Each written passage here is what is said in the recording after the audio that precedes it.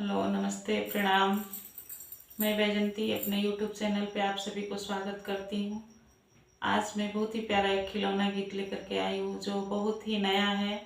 अभी मार्केट में यही गीत बहुत ट्रेंडिंग में चल रहा है, तो मैं सोची कि क्यों ना मैं सुनाऊँ आप सबको।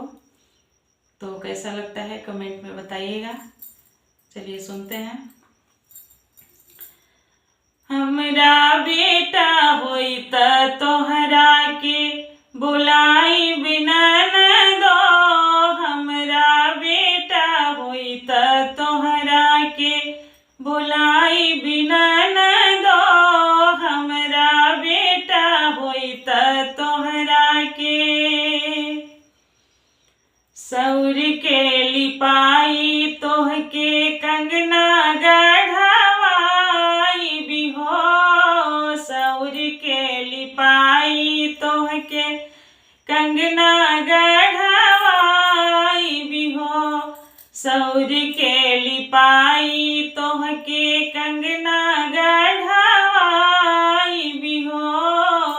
सौर के लिपाई तोहके कंगना गढ़वाई बिहो।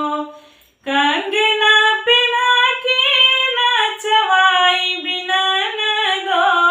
हाँ हाँ, कंगना पिन्हा के नचवाई बिना न दो। हमरा बेटी होई त तोहरा के बुलाई बिना न दो। हमरा बेटी होई त तोहरा के बुलाई बिना न दो। हमरा बेटी होई त तोहरा के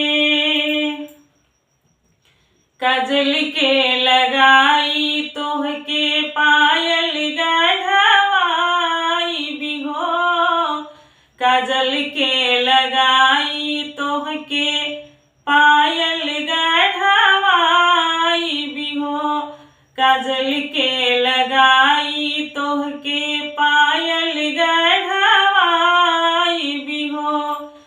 पायल के धुन पे नचाई बिना न दो।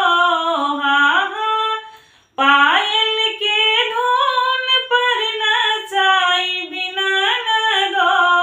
हमरा बेटी होई त तोहरा के बुलाई बिना न दो।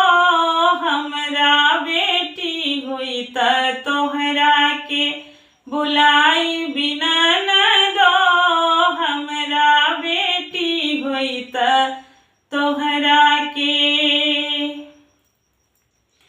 अरे सौर के लिपाई तोहके चुनरी मंगवाई बिहो।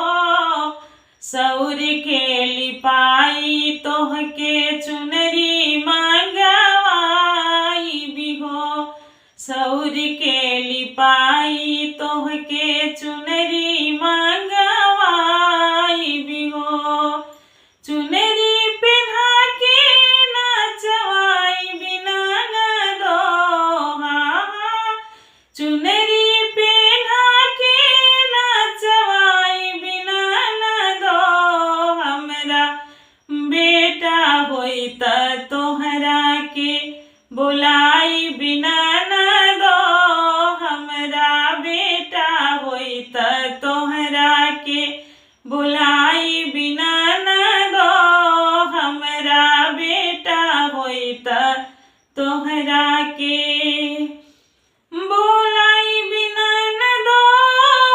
बुलाई बिना न दो। हमरा बेटा होई त